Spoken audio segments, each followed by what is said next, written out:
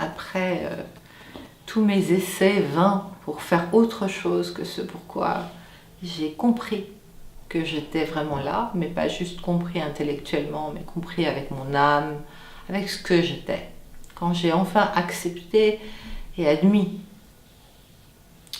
que j'étais là pour ça, j'ai appris bien sûr quelques techniques de base qui ont toujours de toute façon comme fil rouge conducteur l'énergie, puisque la base de mon travail c'est l'énergie. L'énergie est partout, dans tout, sauf dans le plastique. L'énergie est quelque chose qui ne peut pas s'entendre, qui ne peut pas se voir, mais qui peut se sentir, se percevoir. Donc on a tous une sensibilité plus ou moins forte à l'énergie, mais on a tous une sensibilité.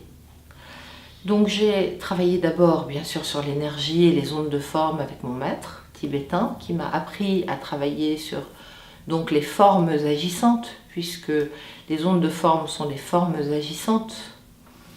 Ce sont des diagrammes qu'on peut faire dans l'air, qu'on peut faire sur un papier et qui permettent une sorte de transmission, un peu comme les émetteurs-récepteurs. Quand je travaille sur quelqu'un, je travaille pour ouvrir bien sûr les chakras de cette personne, je travaille bien sûr pour recentrer son énergie, pour éventuellement nettoyer cette énergie. Mais entre le moment où je nettoie cette énergie et le moment où je la recharge, cette personne doit être dans un état de relaxation profonde. Donc j'ai appris l'hypnose, bien entendu. Ceci expliquant cela. Car si on est complètement dans le mental, on ne peut pas lâcher son corps, on ne fait qu'un.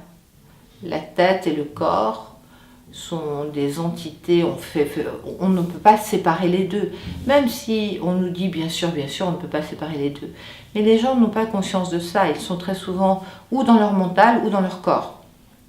Or, s'ils prennent conscience que l'un ne va pas sans l'autre, tout d'un coup, c'est comme si on disait que notre cerveau s'arrêtait à notre tête. Je veux dire, heureusement qu'on voyage avec notre cerveau. Donc on peut visualiser, donc j'ai beaucoup appris la visualisation. J'ai appris une forme de philosophie de vie qui fait que je dis toujours aux gens, si vous ne vivez pas votre vie, personne ne la vivra à votre place. Alors ça paraît tout à fait simple. Sauf que si vous y réfléchissez et que vous méditez 2 minutes dessus, vous allez vous rendre compte à quel point c'est important, à quel point personne ne pourra prendre votre place.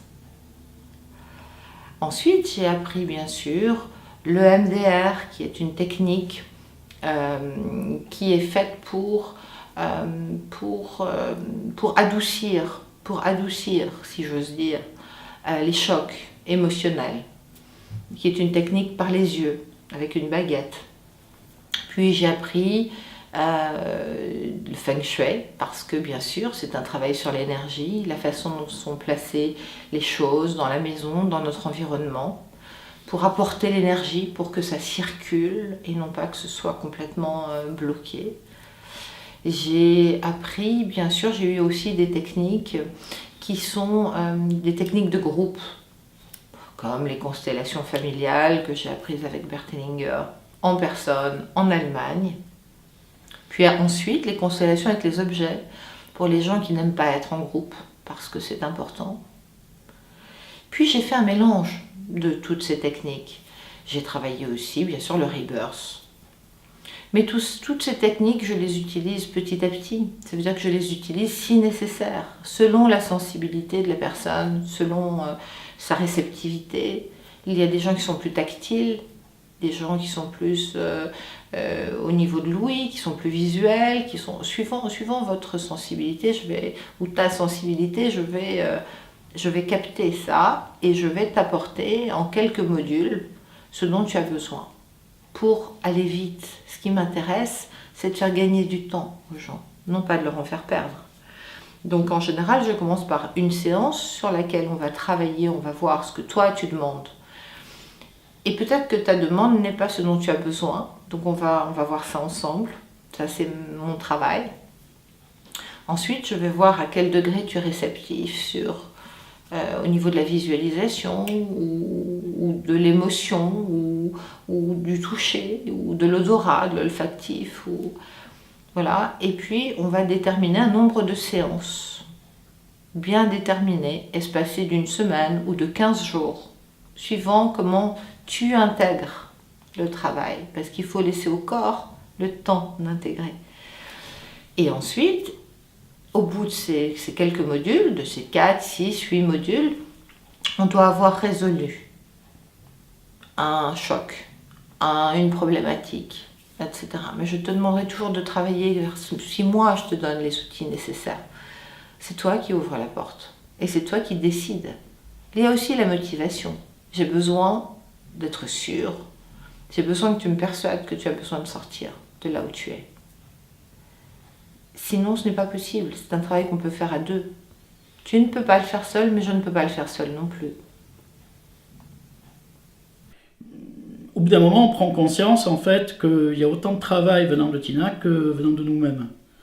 Donc d'une certaine façon, il y a une corrélation et une forme de travail associatif entre le travail que fait Tina et le patient, c'est-à-dire moi en tant que patient. Voilà. Les gens viennent me voir pour une problématique, pour une souffrance, pour une angoisse, pour un stress, pour un blocage, quel qu'il soit. Et au départ, ils viennent pour travailler sur eux-mêmes, etc. Après, il se trouve que, étant donné que je ressens les choses et que je m'en sers dans mon travail pour gagner du temps, justement, quelquefois j'ouvre. C'est-à-dire quelquefois je leur dis que je ressens. Et quelquefois, ils sont persuadés que c'est eux qui m'ont donné l'information.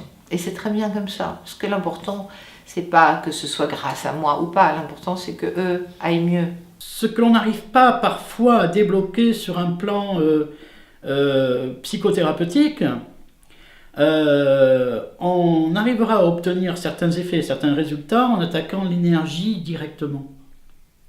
Parce qu'il y a un lien, de toute façon, un état de tristesse va renvoyer à une énergie correspondante, et vice-versa. Et donc en travaillant l'énergie de la tristesse et en la transformant en énergie de joie, il est obligatoire et forcé que ça va avoir un impact sur l'aspect psychologique de notre personne aussi. Lorsque je touche quelqu'un, je choisis de ressentir les choses ou pas. Ça ne m'est plus imposé. Ça ne m'est plus imposé. Sauf dans quelques cas spécifiques. Et ça, je me dis que c'est toujours... quand ça arrive, c'est assez rare, c'est que j'ai vraiment un message à faire. Mais sinon, je choisis. Et au jour d'aujourd'hui, je ne vais pas te recevoir chez moi et te dire voilà ce qui va se passer. J'ai besoin de savoir que si je te dis quelque chose, c'est pour que tu travailles sur toi et que tu mérites ce qui peut se passer. Et je peux te dire, voilà, ton chemin, c'est toi qui le fais, au fond. Mais si tu choisis telle route, il va se passer ça. Si tu choisis telle route, il va se passer ça. Mais c'est toi qui fais le choix. Sauf que je ne suis pas là, je ne suis pas installée comme Madame Irma. Je veux dire que je suis là pour te faire travailler, pour faire en sorte que ton énergie se décuple, pour faire en sorte que tu deviennes tout ton potentiel. C'est ce qui m'intéresse.